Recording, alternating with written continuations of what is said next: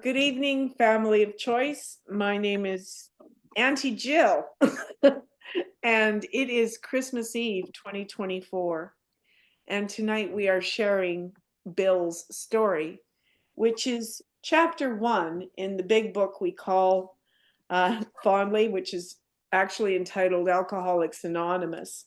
And this starts on the first proper number 1 in the book. And I'm just going to set the scene a little bit here. This is Bill's marketing chapter that went out with the one previous with the doctor's opinion when he was trying to get the big book published. And they were trying to raise money from the Rockefellers and other people to get this book written. And they thought it was going to be really easy and they were going to make a fortune. And no such thing happened. But what did happen is while Bill was trying to market this book, he stayed sober, and so did everybody else that was involved in the project. So how it ultimately turns out really doesn't matter, but this chapter is really significant for what I want you to do, whether you are whatever gender.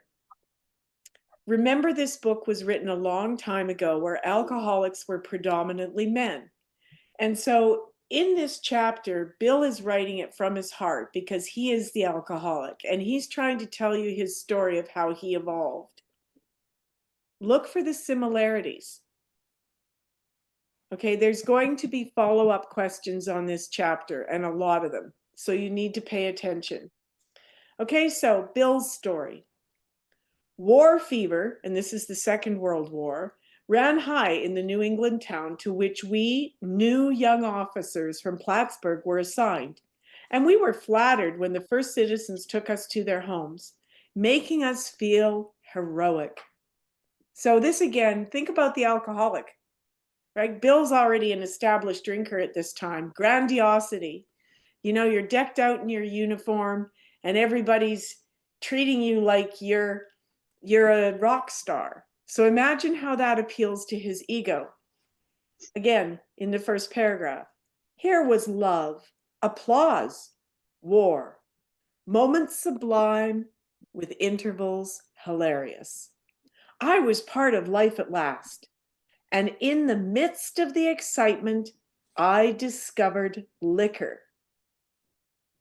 I forgot the strong warning. Okay, he'd been in trouble for years, but he'd forgotten the strong warning and the prejudices of my people. His people were teetotalers, a lot of them, which means non-drinkers, or they were normies that only took, wine at church or had a sip of something, not like how we drink. In time, we sailed for over there, referring to where the war was taking place. I was very lonely. Okay, remember how we've talked about HALT? Hungry, angry, lonely, tired. Here's a warning. I was very lonely. And again, I turned to alcohol. So right next to that, write in big letters, HALT. There's our warnings. He said it right there. I'm lonely. He's going over to, Europe. Okay, so then he says, we landed in England. I visited Winchester Cathedral. And this is, you'll hear when people are doing big book studies, Bill's Winchester Cathedral experience. And this is the page they're referring to. Much moved, I wandered outside. My attention was caught by a doggerel on an old tombstone. So a doggerel is like an old-fashioned poem or old-fashioned saying. And this is what the doggerel says, and I quote, here lies a Hampshire grenadier. Hampshire is a part of England. Grenadier is a fighter who caught his death, who died drinking cold small beer. Now, small beer at the time was actually a brand name in England. It was called small beer. And I know of a man, a brother of someone that's a dear friend of mine who died age 60 and never drank anything other than beer. So this guy drinking cold small beer, don't think just because it's craft beer or it's light or whatever. You can consume enough of it. We've all got experience of that. a good soldier is ne'er, in other words, never forgot, whether he dieth, so this guy's dead, by musket, he got shot, or by pot. So what it's saying here is that you can go down by being shot, or you can be brought to death by drinking. And Bill goes out of the Winchester Cathedral, and that's what he reads on a tombstone. And he's already picked up again. And this will later, and I make a note here in my big book, and it says it follows up on pages 10 and 12.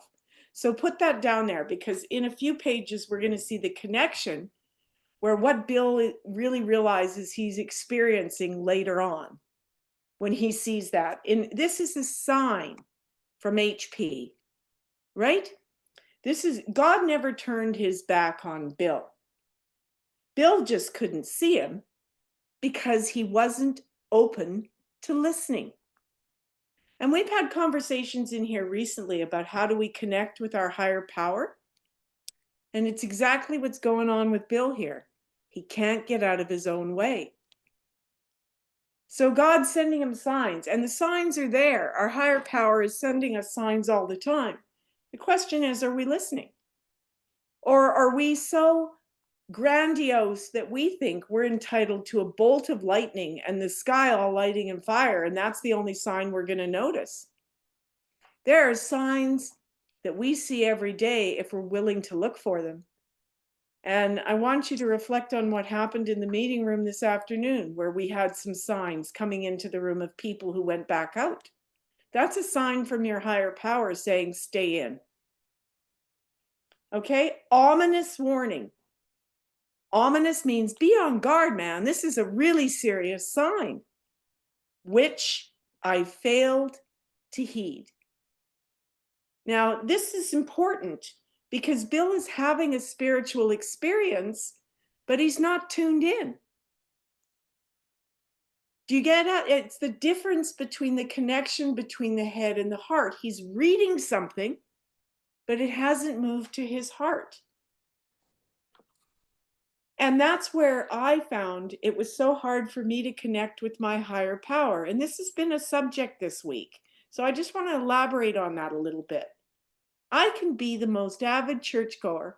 I can memorize the Bible. I can memorize the big book. I'm an intellectual. Good for me. Let me show off and show you how much I can memorize. Let me show you what a beautiful speech I can write. If it stays in my head and doesn't move to my heart, I'm not having a spiritual experience. I want you to really reflect on that. It says in the book later on, self-knowledge avails us nothing. You can read this book forwards and backwards. You can impress me with the most articulate and amazing writings, but at the end of the day, if it's just something you're saying or something you're penning and it's not connected to your heart, you're not having a spiritual experience. And it's not like a trained dog that sits on command. You got to get out of your own way. And that's where surrender comes in. It's not a 95% deal in here. You either God is everything or God is nothing. And that's where we can't get step 3. We get stuck. We're willing, we do step 2, but then when it gets to really turn it over, we have conditions. Oh, I'll turn it over, but I'm still going to do it this way. Do you hear what I'm saying? Okay, Gary, you're recorded if you want to jump in. When I was doing the exercise of writing the prayers in my own version, step 3 was the hardest. Thank you. And why was it the hardest? I know I need to get it right. Okay, let me explain something. Step 1 is the only step that we can do perfectly. All the rest of the steps, we just make our best efforts. And what I found is that I had to, and I said this to you earlier, borrow my higher power.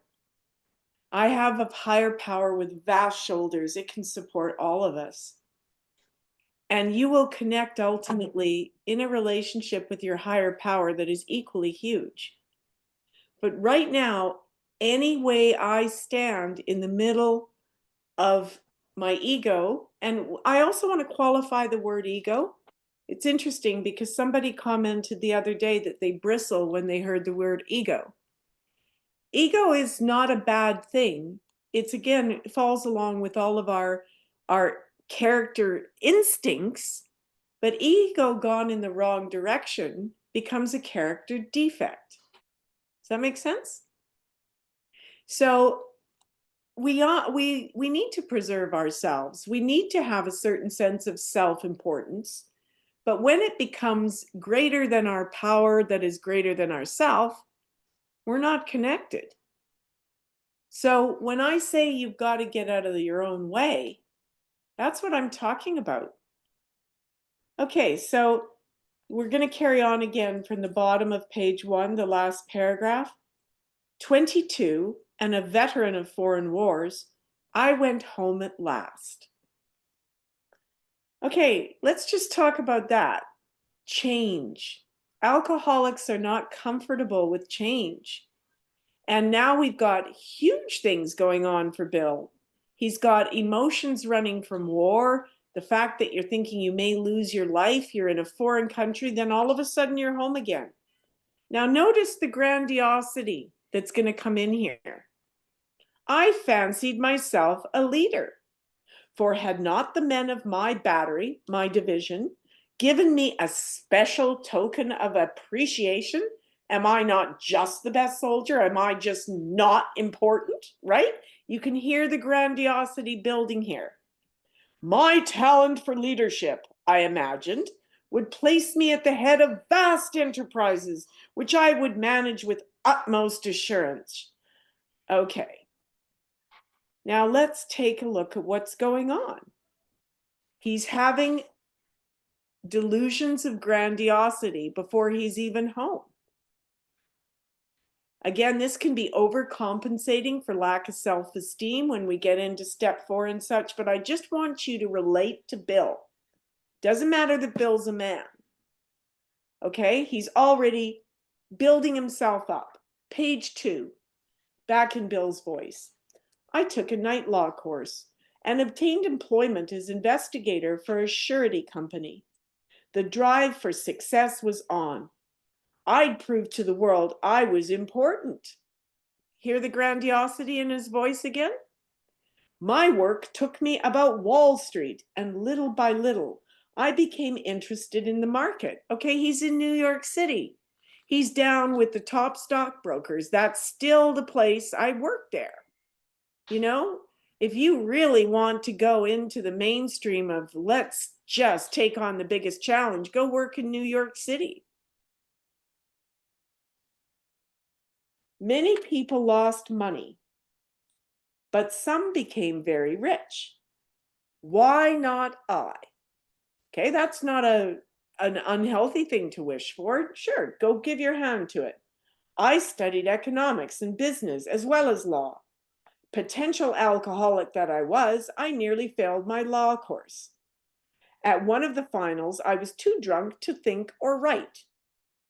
Though my drinking was not yet continuous, it disturbed my wife. Now notice what he called himself here, a potential alcoholic.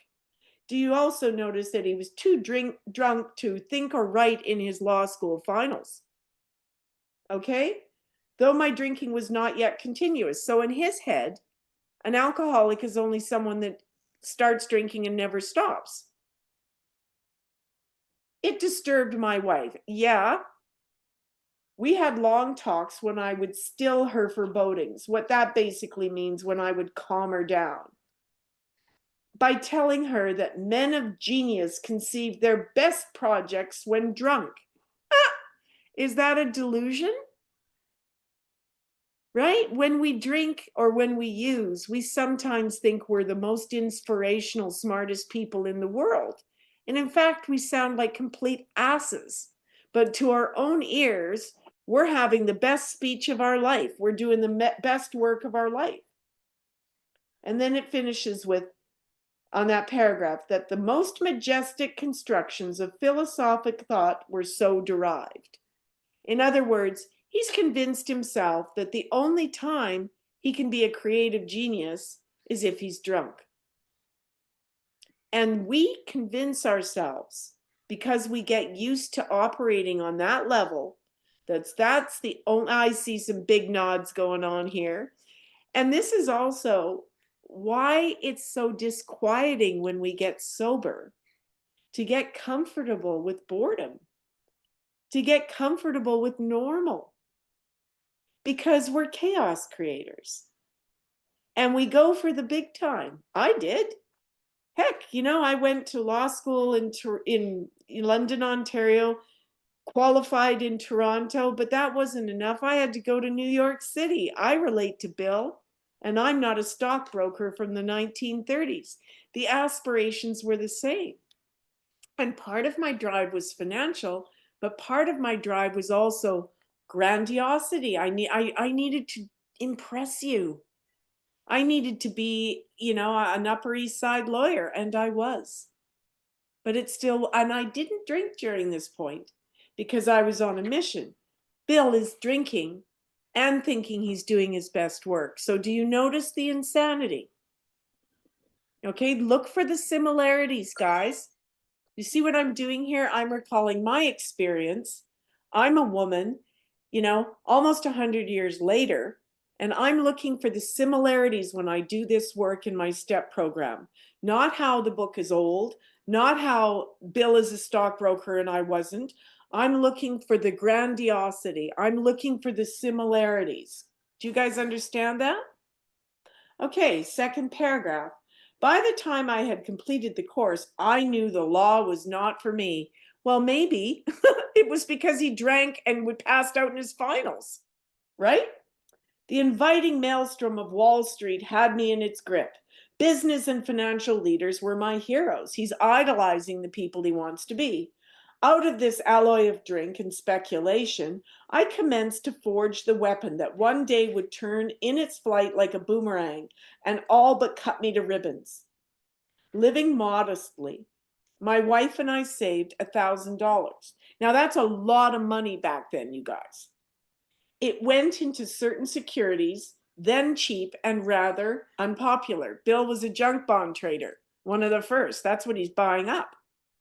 Right? So he's a bright guy, like all of you in this room, right? He just can't stick with things because he's an alcoholic and he self-sabotages stuff before he experiences the full success that he could if he was sober. I want you to look for the similarities in your life. So I rightly imagined that we would someday have a great rise. So he's a smart cookie. He's speculating on stocks and he's doing real well. I failed to persuade my broker friends to send me out looking over factories and managements. Of course he did. He probably turned up drunk. They're not going to invest in him to go on a fact-finding mission with their money if he turns up drunk. And that's the same with people we're trying to convince today to invest in our services. They are not going to invest in us if we're drunk all the time. We have to persuade them in sobriety that that is behind us. How do we do that? By living in sobriety. Okay, anyway, he says, but my wife and I decided to go anyway. Good old stoic Lois, right? The long-suffering wife. Has she really got any choice? Bill's the breadwinner. I had developed a theory that most people lost money in stocks through ignorance of markets. I discovered many more reasons later on. Bill knows it all, right? Can you hear the grandiosity here? I've got this figured out. I know everything, but nobody's going to give me any money to invest. Why? They know him. We're last paragraph on page 2. We gave up our positions and off we roared on a motorcycle. The sidecar stuffed with tent, blankets, a change of clothes, and 3 huge volumes of financial reference service. Okay, so this is the next plan, the next grandiosity, the next thing Bill is chasing. I call it, and many do, doing a geographic, right? I blow up in one city, so I move to another. I blow up with one client, so I move to another. I blow up at one liquor store, so I hide in others. It's always this leave it behind. We're great ones for leaving chaos behind us and moving on to cause chaos in yet the next place. At least that's me. Do you identify with that? So as you go through this story, and your homework is to go through it again, I want you to be clear that you're to find the similarities. So off they go, poor Lois, and now we're at the top of page 3. Our friends thought a lunacy commission should be appointed, so everybody thinks they're nuts. Nobody believes in what they're doing. And then he says, perhaps they were right. Then he says, I had some success. So at speculation. So something will fix me. New job, new town, new drama. I, as a drunk, do not look at my own behavior when I let self-will run riot. I want you to really hear that. And I've written it right down next to this paragraph on top of page 3. I don't let myself look at my own behavior when self-will runs riot. It's not me, is it? It's everybody else. It's not my drinking, it's everybody else. And then we're a little bit surprised when we get sober and we see how much chaos. We say in here, we come to AA, we sobered up, and then we came to believe. Bill's not even at the we came to stage here. He's still spinning out of control. So he says, so we had a little money, and again, I'm on the top of page 3, but we once worked on a farm for a month to avoid drawing on our small capital.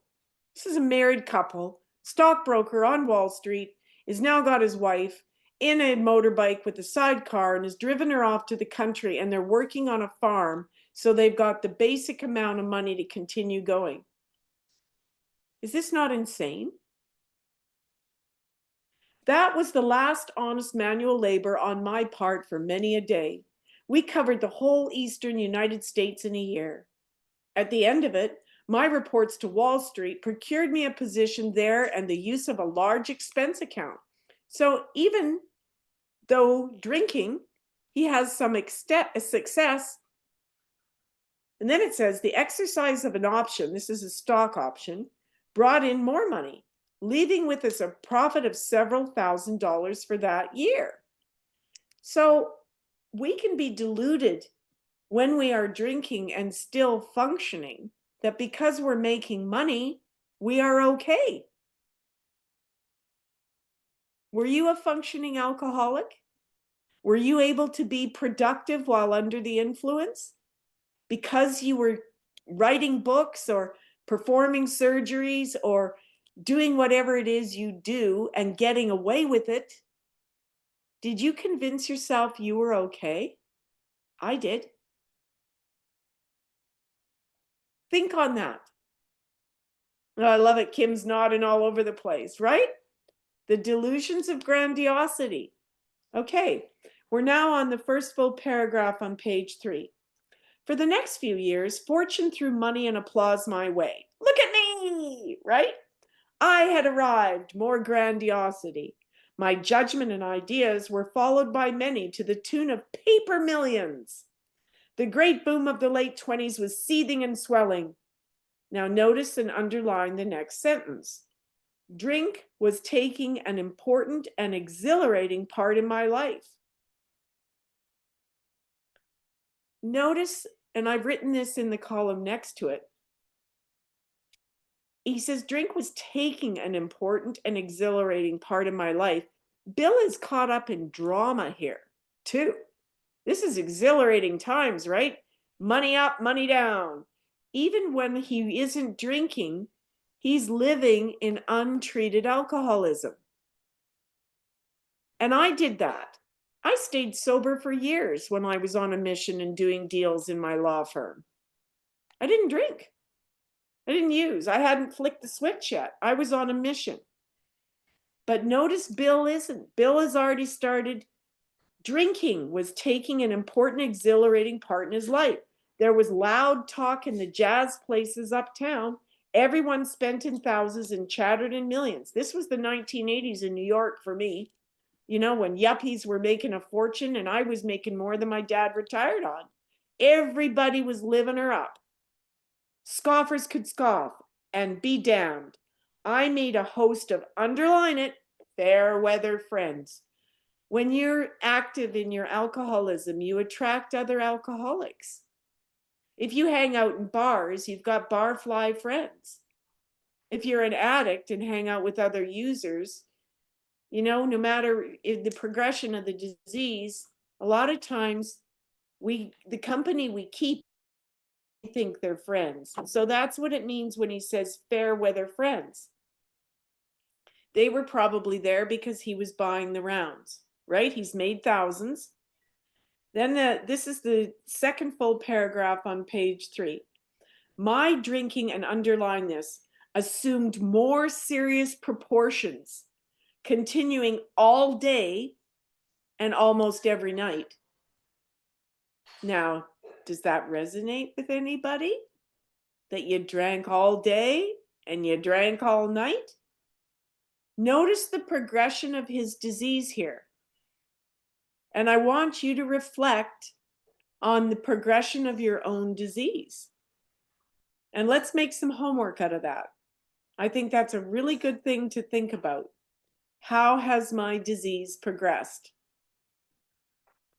The remonstrances of my friends terminated in a row. So people are telling him, Bill, you're drinking too much. And they terminated in a fight. And I became a lone wolf. Well, yes, Bill, you write beautifully. The imagery of lone wolf is beautiful, but at the same time, you are a sad, solitary person.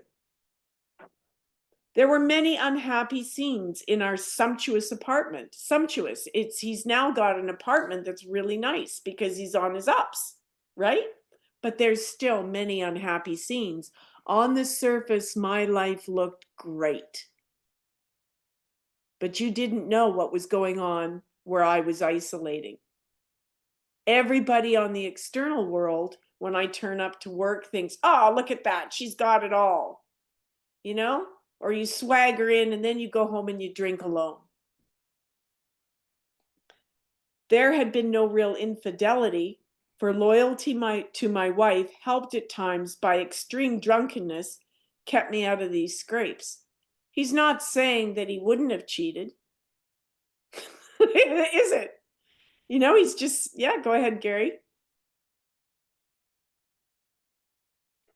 Your audio. I was just making the image. Absolutely. Absolutely. So he's basically saying You he's missed that. drunk to be a full participant in the relationship. That's absolutely what's going on here. He's so into self here that he says that there'd been no real infidelity because I was too drunk. Yes, the droopiness. I get it. In 1929, I contracted Gulf fever. Okay, what is that? Circle it. It's another diversion, another geographic change. Ask yourself, where have I done extreme diversions or geographic changes to take me away from myself? I move cities, I move relationships, and I get so caught up in what's going on in my personal life and all the excitement and drama that I don't have to focus on what's going on with me. So then he says, we went at once to the country, my wife to applaud while I started out to overtake Walter Hagen. Walter Hagen was a famous golfer at the time. Liquor caught up with me much faster than I came up behind Walter. And again, that's quite a nice turn of phrase from an author, good with words, you know? All my grandiosity, now I'm going to be the best golfer, went down in flames because liquor caught up with him. He somehow thinks he's ahead of it. Do you see the insanity of this? Liquor caught up with me. Liquor is him. I began to be jittery in the morning. Okay. Do you remember your first jitters in the morning? And I love it in the rooms here where we always say yet. If you haven't had the morning drink, it's a progressive disease. And a lot of people say, oh, I'm not alcoholic because I haven't had the morning drink. What a joke. We eventually take the morning drink because we need to, because we're sick physically. I began to be jittery in the morning. Underline that. Do you even remember when that started for you? It's a progressive disease. Golf permitted drinking every day, and now we've switched over to page 4, and every night. So he's going places that are actually, you get it, Kim, I see you nodding. He's seeking out places where drinking is acceptable to be part of the crowd, to blend in. We're seeking out playmates that reflect our drinking, which is not normal. So we seek out playmates for other abnormal drinkers, and we find them in golf on the so-called 13 hole. You know, the clubhouse, which we never leave. And it's starting again at the top of page 4. It was fun to roam around the exclusive courses, which had inspired such awe in me as a lad. Like, he's not even golfing on normal golfing courses. He's got such grandiosity that he's got to go, you know, where the greats have played. I acquired the impeccable coat of tan one sees upon the well-to-do. Okay, what is that? Impeccable coat of tan. Self-esteem. You need to see me a certain way. I have to be in my perfect golf outfit with my perfect tan. You see all this grandiosity again? It's about surface stuff. He doesn't care that he's killing himself. He's all about the image. And let's face it, stockbrokers, lawyers, medical profession, a lot of it is about the image. The local banker watched me whirl fat checks in and out of his till with amused skepticism. I'm sure just the same as the person selling him liquor is looking with amused skepticism. So I've written next to that sentence, normies see us for what we are before we do. The cashier in the liquor store knows you're an alcoholic. Your landlord knows. Your partner knows. Your kid knows. We just kid ourselves because we've somehow, as my sponsor likes to say, we've lowered our standards for what we think is acceptable behavior from ourselves. And then we fail to meet those standards and we lower them again. Do you see that? It's a progressive disease. Well, it's okay if I only have one bottle of wine. Well, it's okay because it's vintage wine. Well, it's okay if I only drink hard liquor after such and such a time. Well, you know what I'm saying? We get so caught up in it. And because it's progressive, the standard for what we think is okay behavior gets lower and lower and lower. And then we fail to meet even that standard, so we lower it again. Do you guys understand that? Okay, progressive disease. So now again, first full paragraph on the top of page 4. Abruptly in October 1929, hell broke loose on the New York Stock Exchange. This is the great crash, right? After one of those days of inferno, I wobbled underline wobbled, he's obviously drunk, from a hotel bar to a brokerage office. It was 8 o'clock, 5 hours after the market closed. The ticker still clattered. That's the ticker tape in the old-fashioned stock exchanges, so it's rattling away. I was staring at an inch of the tape, which bore the inscription XYZ-32. It had been at 52, which is where it was trading at that morning. And it's now at minus 32. So he says, I was finished, and so were many of my friends. The papers reported men jumping to death from the towers of, now notice this. Remember how we were talking earlier about capital letters? Look at this. What's capitalized? High finance. So Bill made money as higher power. Okay? High finance. His obsession is to make money. We can make anything our higher power, but that's all he cares about right now. He's totally focused on money, and he's not paying attention to the fact he's drinking as much as he is. So then it says, that disgusted me. I would not jump.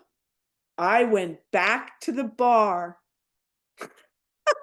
So I'm going to kill myself slowly instead of quickly. An alcoholic death is an ugly death. Think about that. You've seen people die in these rooms. I've seen people die in these rooms. And they go from being grayer to grayer to grayer to a black square instead of a square in the Zoom rooms, if that's where you're going. It's a cunning and baffling disease. Continuing on with that paragraph on page 4. My friends had dropped several million since 10 o'clock. So what? Tomorrow is another day. As I drank, the old fierce determination to win came back. Notice that and underline it. I drank. Why? Because that's always the solution. Identify with that. Every little thing that comes your way that upsets you, you drink at it. Because that's what alcoholics do. And if we've done it for so long, we forget there's another way to handle problems, to feel emotions, to problem solve, to use our God-given brain in the way it was intended to be used. As alcoholics, our solution is always to not feel. And we certainly don't know how to ask for help. We drink to solve our problems. We drink because we don't know how to turn to our higher power for help. This is textbook step 3, guys.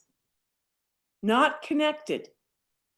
We may have a belief in a higher power, but we're not turning to our higher power. Your higher power's got you.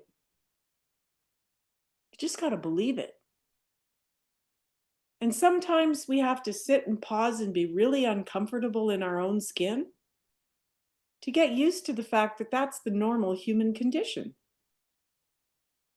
Why should we be exempt from the pain of losing a loved one, having a dream that doesn't materialize? What makes us so special? Life is going to continue to happen. And so I had to grow up and learn how to cope with that. And there's lots of times where it's really not easy. But I can promise you, the more days you string together, the more weeks you string together, the more months you string together, it does become the easy, automatic thing to do. The next right thing is to actually process things with a sober mind. It's just we're not used to it in early sobriety. So we have that call to not feel from the bottle all the time. And one of the hardest things in early sobriety, but definitely doable because I've done it, is to stop listening to that call. Turn to my higher power if yours isn't working. Mine's got you.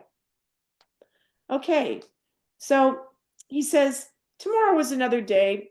As I drank, the old fierce determination to win came back. Okay, underline that. This isn't some great, I'll buckle down and I'll survive. This is courage from the bottle. Because he says right there, as I drank. Has that ever happened to you? You start drinking and your confidence comes back with the first drink, and then the second drink, and then depending how much you've been drinking, before you know, you're phoning up your sponsor and crying in the phone. Like, the transitory relief we get from that first drink is so brief when we've been drinking from a long time, and our brain is not computing the pain and suffering that is going to come after that first drink. If you're an alcoholic like me, you've built up such a tolerance that it takes an awful lot for you to see me visibly on my knees.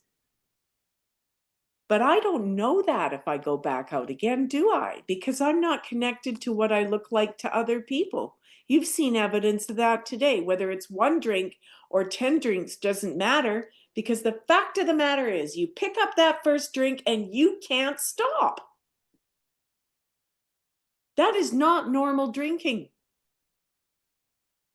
Okay, so this is now the second full paragraph on page 4. Next morning, I telephoned a friend in Montreal. He had plenty of money left and thought I had better go to Canada. What's he doing, guys? A geographic. By the following spring, we were living in our accustomed style, so he's bounced back again. I felt like Napoleon returning from Elba. Okay, this is basically reclaiming that you are victory. I can go into the history with Elba and Napoleon, but for the fact of no Saint Helena, for me, this is basically Napoleon's battles. I mean, what he has conquered and what he hasn't. The point is, he, in the next sentence, drinking caught up with me again, and my generous friend had to let me go. This time, we stayed broke. Now, I want you to reflect on this paragraph, because Bill is relate to where it happened for you.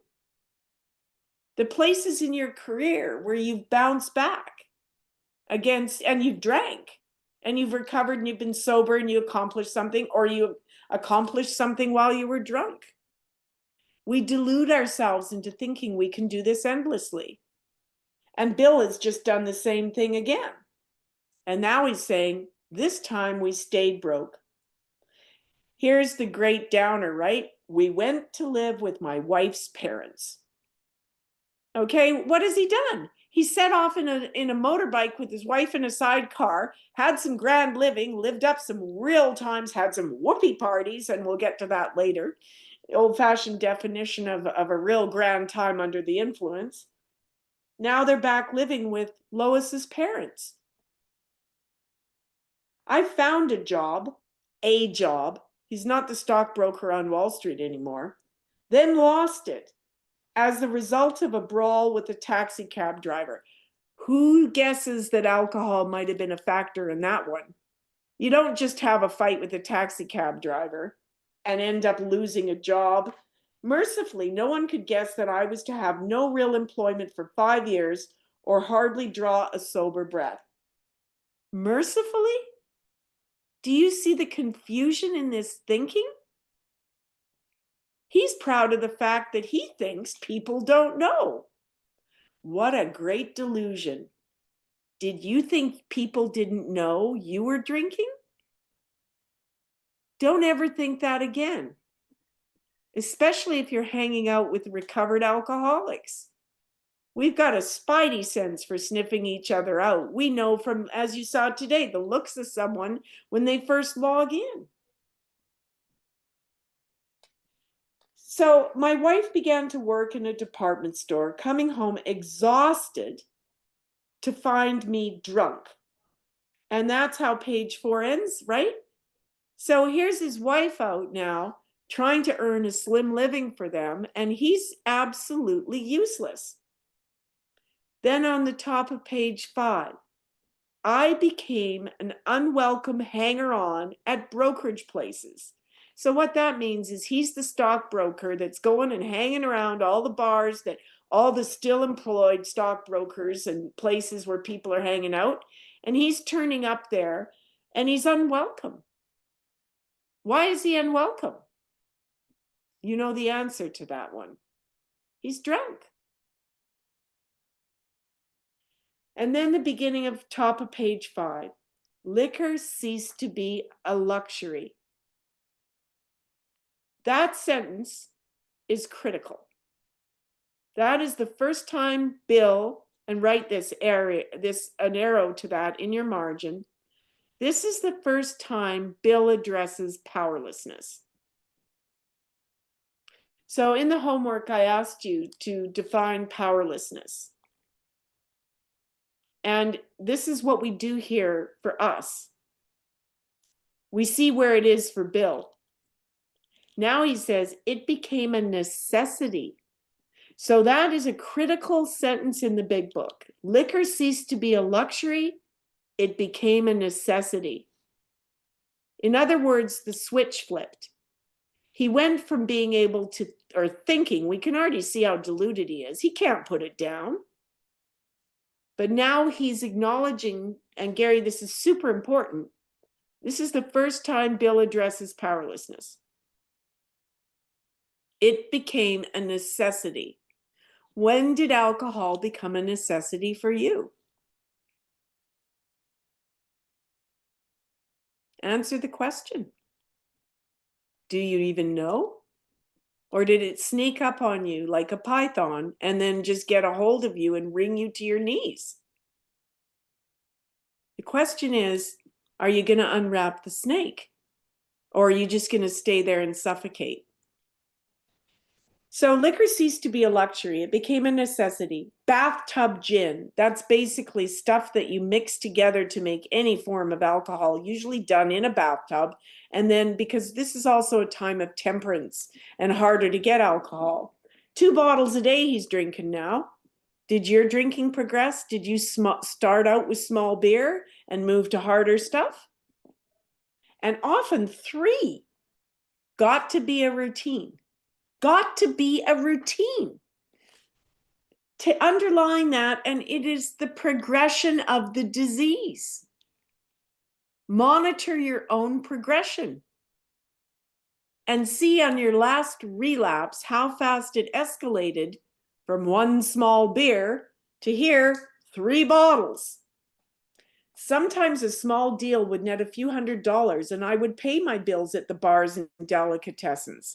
So in the meantime, he's running around, running up tabs in all the bars.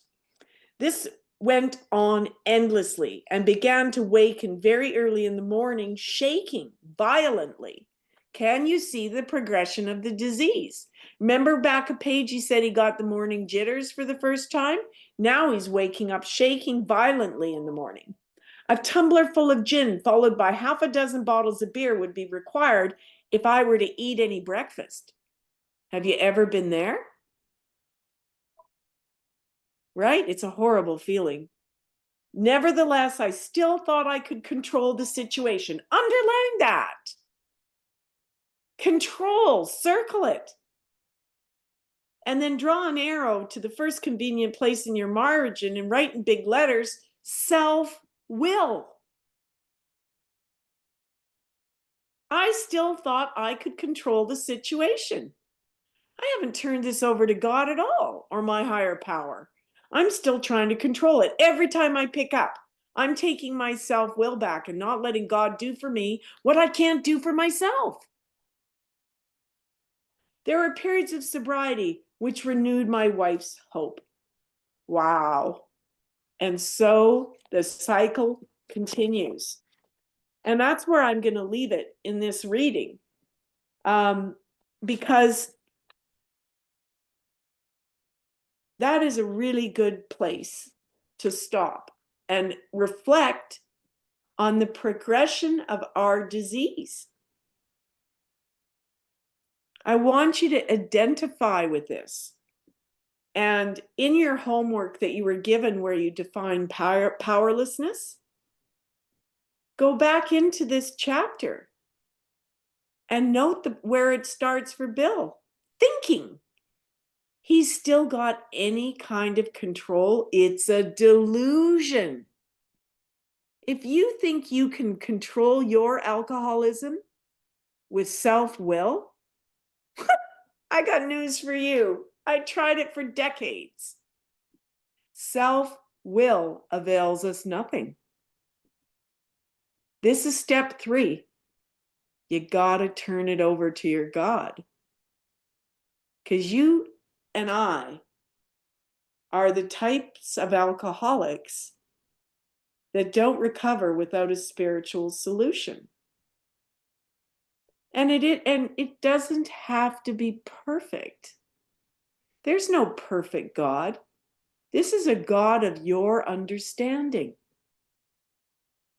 There's no grading or evaluation of the power you call the power that's greater than yourself. It's your own version. But I do know from experience, if I don't turn it over, I drink again. And I'm going to stop the recording.